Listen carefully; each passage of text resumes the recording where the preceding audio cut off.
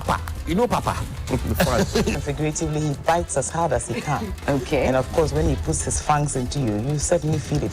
I think it prickles. Watch Johnny's bite.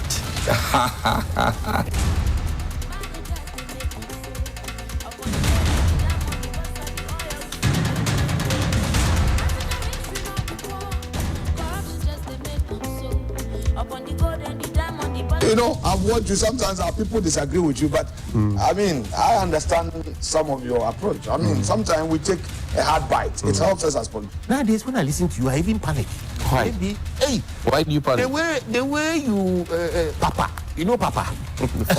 Figuratively, he bites as hard as he can. Okay. And of course, when he puts his fangs into you, you certainly feel it. I think it prickles. Watch Johnny's bite.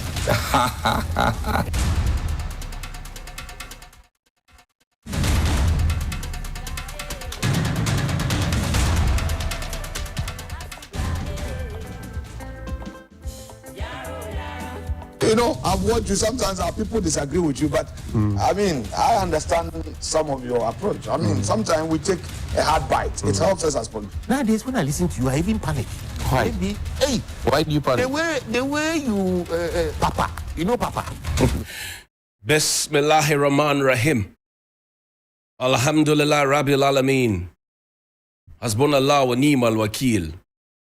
The Lord is my light and my salvation. Whom shall I fear? Neither do I walk through the valley of the shadow of death. I will fear no evil, for you art with me. Thy rod and thy staff, they comfort me. Thou preparest a table before me in the presence of my enemies. You anoint my head with oil. My cup runneth over, and surely goodness and mercy shall follow me all the days of my life. And I will dwell in the house of the Lord forever and ever. Amen. Assalamu alaikum. It's Monday. Welcome to Johnny's Bite. This morning, I come to you with a lot of joy from all of us here at Media General. You know that over the weekend, CIMG, they endorsed Media General, the best media conglomerate, as the media organization of the year. And I keep talking about scorecard. Show your scorecard. Show your scorecard. I keep talking about it. Well, we just showed another scorecard. Why we are number one and why we stick to the ethics. And we have also won 2 awards over the weekend. But today also, in fact, yesterday also marked 2 straight years that I've done Johnny's Bite. So Johnny's Bite is 2. Johnny's Bite is 2 years. And I remember vividly how Johnny's Bite was best. Sometime in 2001, before 1st October 2021, we're in a meeting. And then the conversation started that, it appears that I usually have a lot to say. In fact, I've been doing snippets of that on the New Day show since I joined in 2016. So we're doing a bit of it, a bit of that, and it's okay. Why don't we give Johnny space to run his own, opinion piece? Of course, it has to be factual, because then you are sticking to Article 162 of the 1992 Constitution. That's been my backbone. That's why when political influence, party influence, big men influence, friends of big men and all those people call me, sometimes I tell them, boss, I'm working, I'm doing my work. And it has not been easy. Put a thing up there. It's not been easy, because every now and then, once I get my salary, 20% of my salary goes into investigations. 20% of my salary goes into investigations. And, for sometimes it's, I don't know how to put it. God is wonderful. Sometimes you don't have, because you have run out, you are running a very critical investigation on a very topical national matter. You're trying to get in there to get the incontrovertible evidence. And then you run out of cash. And then somebody will call you from nowhere, somebody that you never know, and says, I've left so and so money at the reception. Use it for your work. You don't know them. You have not asked anybody, because you may not know who you are asking. It's okay for people to do you favors, but you may not know who you are asking. For 2 years. And in the early stages when I started Johnny's Bite, sometimes you bounce off an idea about somebody, the next moment is all over the place. So I decided to work solo. So over 500 episodes produced solo. 2 years. And I am happy for the impact that it has created. I'm happy for the brand that I've been able to create. It means that my lecturers at the GIG, they taught me very well. My mentors also taught me very well. So for 2 years, we have run this, and you have had help from other people, other colleagues who have conversations with you sometimes to shape it. But I never will tell anybody what I'm investigating, because you don't know who you are talking to. And I got to realize it even more as we travel along. That some of the things that you say sometimes, people are not happy about it. So within the 2 years, I have lost gigs. Within the 2 years, I have made more enemies, I'm sure. Within the 2 years, I've made some friends. And that's good for me, because even the Bible says that if everybody loves you, woe unto you.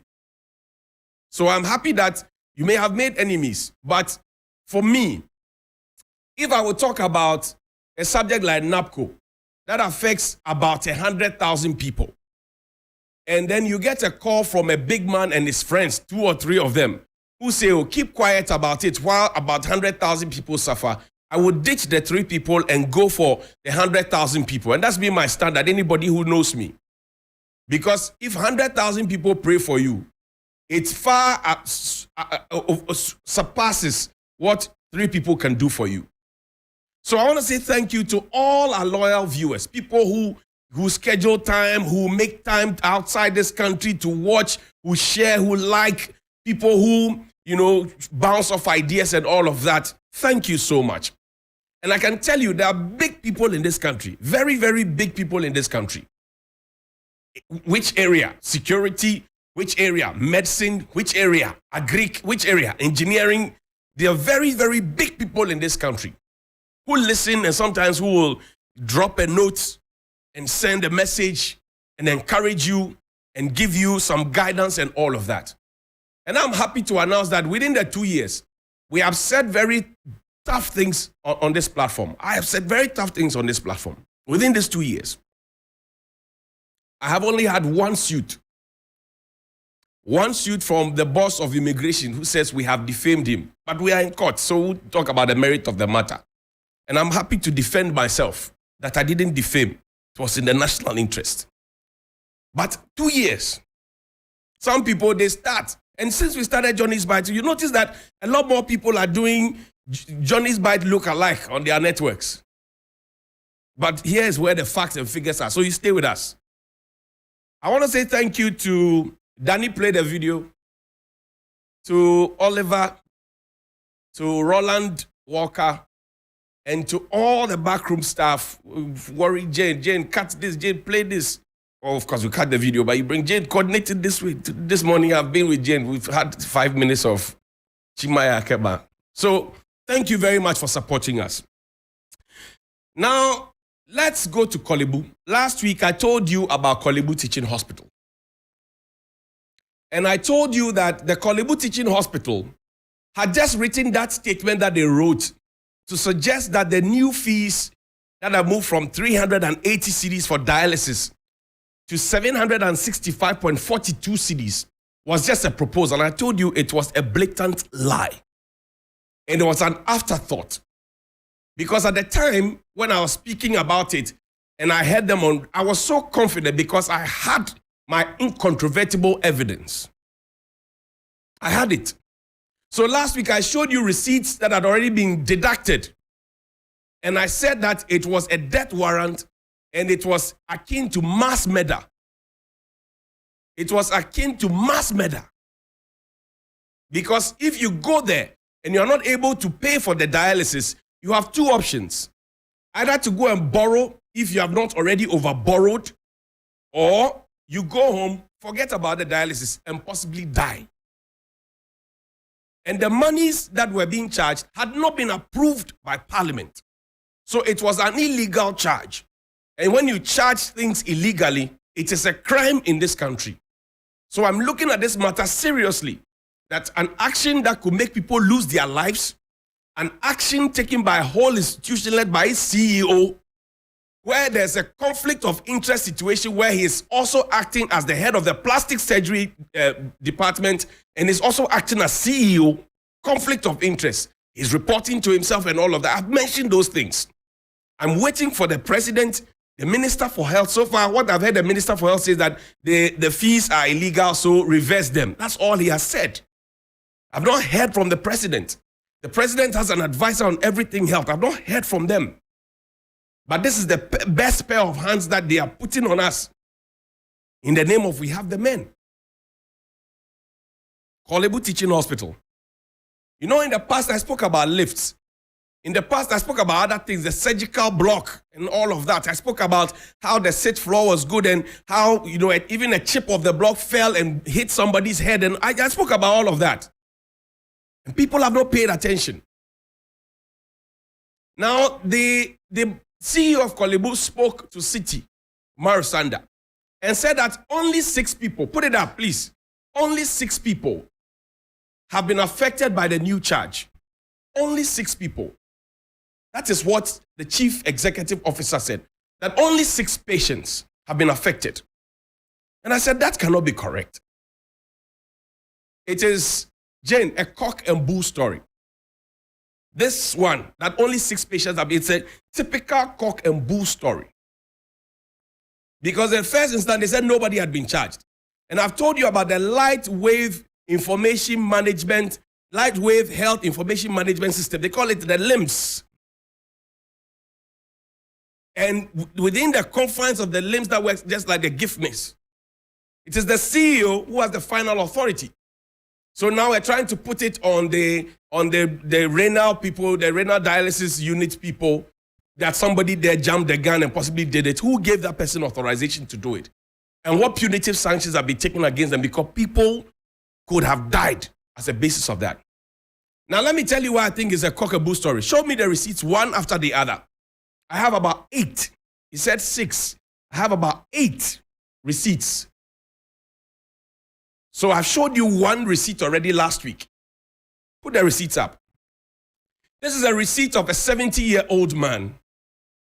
And it was charged on the 28th of September 2023. That is it. 70-year-old man. Show me the other one. This is a receipt for a 10-year-old boy. 10-year-old boy. Charged on the 27th of September 2023. 10 years. Old boy. Show me the other one. This is a receipt of a 51-year-old woman. Charged on the 27th of September 2023. You're counting with me. That's receipt number 3. Receipt number 4. This is a receipt of, is that a 12-year-old, Jen? This is another receipt. 12-year-old, right? Charged on the 28th of September 2023. 12-year-old. So there's a 10-year-old, there's a 12-year-old, there's a 70-year-old, there's a 51-year-old. Move on. This is a receipt of a 35-year-old male, charged on the 25th of September 2023. 25th of September 2023. When did the CEO speak? When did the CEO lie to the whole world that they have not begun charging? When did the statement come out that it was just a proposal? And when did they come back to tell us that it was just 6 people who had been affected? Show me the next receipt, please. This is a receipt charged on a 22-year-old woman, dated the 27th of September 2023. 22-year-old woman. Show me. Now, this is for a 40, what was the age? I can't see from here. 47-year-old woman. 47. Charged on the 27th. Right? Charged on the 27th. There's something on the screen. Please take it off. Charged on the 27th. So how many receipts have we showed so far? We have showed 7 receipts. Plus the one I showed you last week, which the Anchor newspaper has put 1 here and then put the others in here. So what exactly is the CEO talking about? And I suspect that some of the receipts have even been deleted from the system. The people who are the victims will continue to come to us. Play the young girl's video for the CEO. The conversations that we have here on Johnny's Bite is grounded in evidence. If I were the CEO or I were any of his advisors, I would have told him to apologize, refund monies to the people, and leave the office. But we don't have a culture of leaving. You know why? Because even the health minister that is supposed to be supervising him, when he had COVID, he went to sleep at the University of Ghana Medical School. And he came to tell us that he was resting there. He had to take his boss, the president, to organize a fellow Ghanaians on a Sunday evening to tell all of us that the man actually had COVID. The minister is still at post. Sputnik V is still at post. So we don't have a culture of resigning. But we won't stop. You know why? When we started, let the retirees go, it yielded results. People insulted us. We don't care. A case in point is last week, Labadi Beach, how dirty it was. We spoke about it, they have cleaned it. A case in point, Colibu Teaching Hospital, we spoke about it, they have reversed it. So we will keep talking about the real issues. Now, you find it strange that while you talk about the issues here, there are people who live outside the country who are trying to do a counter demonstration. Of course, it's their right. Counter demonstration.